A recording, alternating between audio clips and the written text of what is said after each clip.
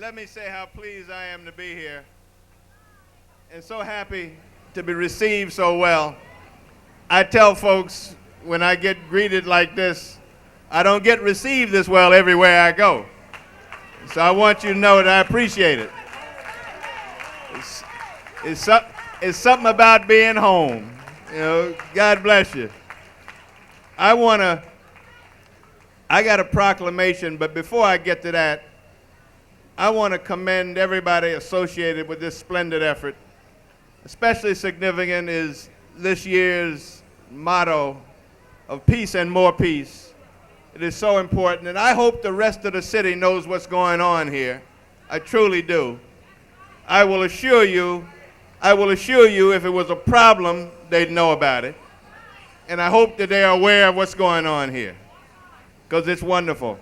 You know, I was a little bit under the weather, and I wasn't sure that I'd get here today, but I feel better already. I do. I truly do. I want to say that I'm so pleased that President Aristide is going to be restored to power. You know,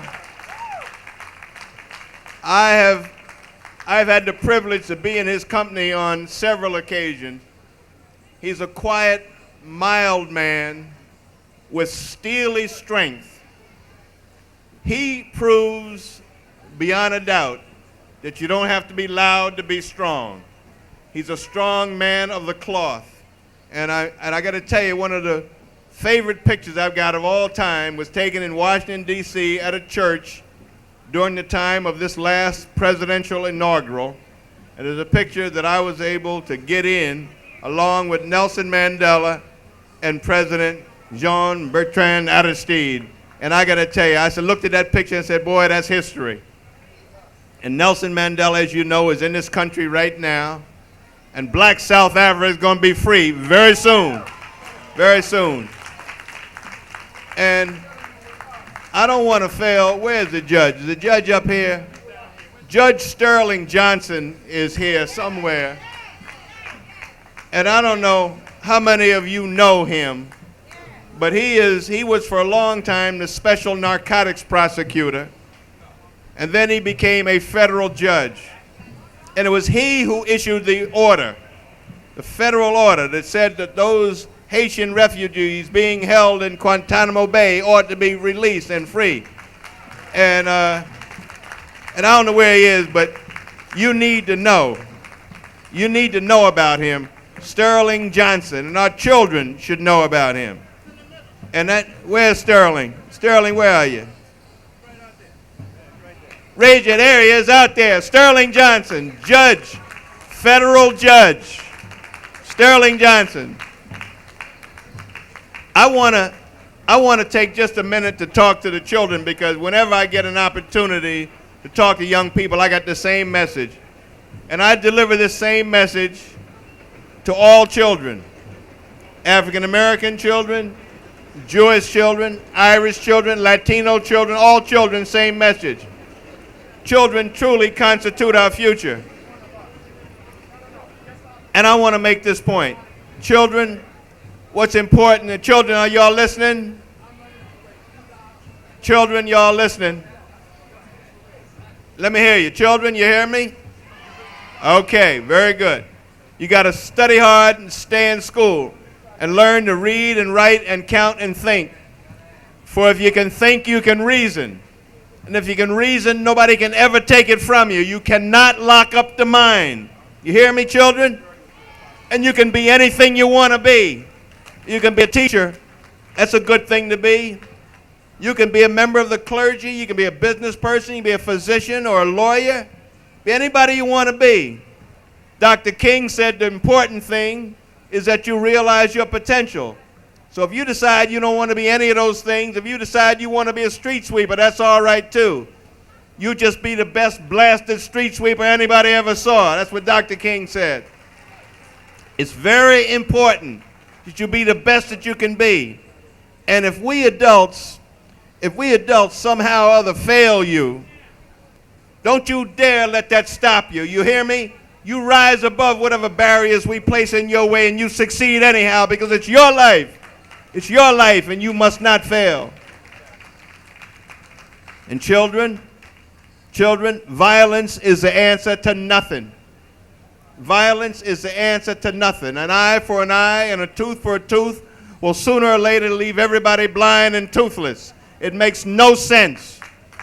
So I don't want to hear about a one of you.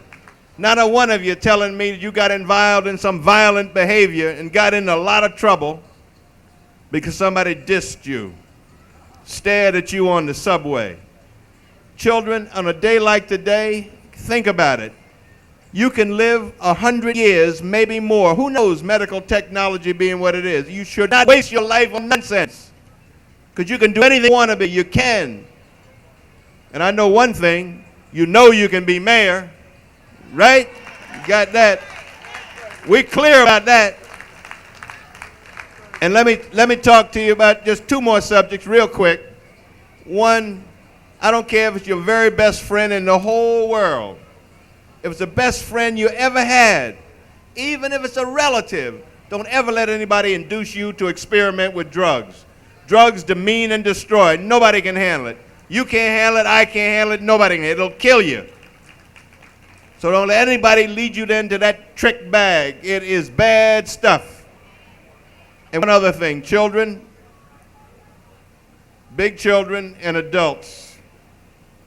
The little children of 2 or 3 or 4 or 5 years old do not know how to hate. They do not know how to hate. They don't know how to be bigots or anti-Semites or racists of any kind. They don't know. They learn it from us.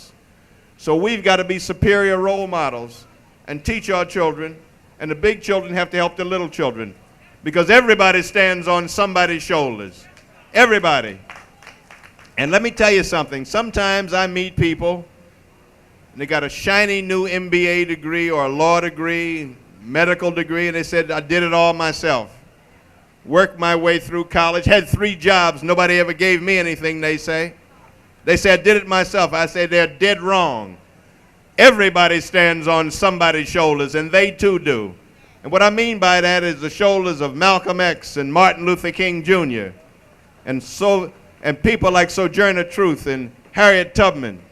We all stand on their shoulders. And suppose Rosa Parks had simply gotten up and moved to the back of the bus. The world would be different for all of us today. Not just African Americans, but for everybody. But Rosa Parks, because she had the courage to say, I ain't gonna move. I'm tired and I'm gonna sit right here. And she did. And therefore things are different. So we all stand on somebody's shoulders. And I know that I stand on the shoulders of all of those people who I named and a whole lot of others that I haven't named.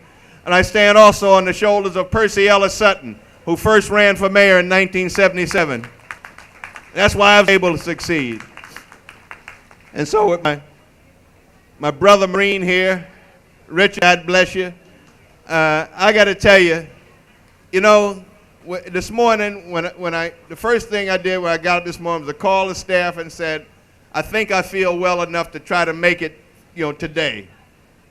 But when I hit Boys and Girls High and walked in here, all of a sudden I just felt good all over. I really did. I am glad to be here. I cannot tell you how proud I am of all of you. And you do yourselves and our city and our nation proud and our people. You truly do. God bless you. I love you. Keep the faith. Now, I'm supposed to do.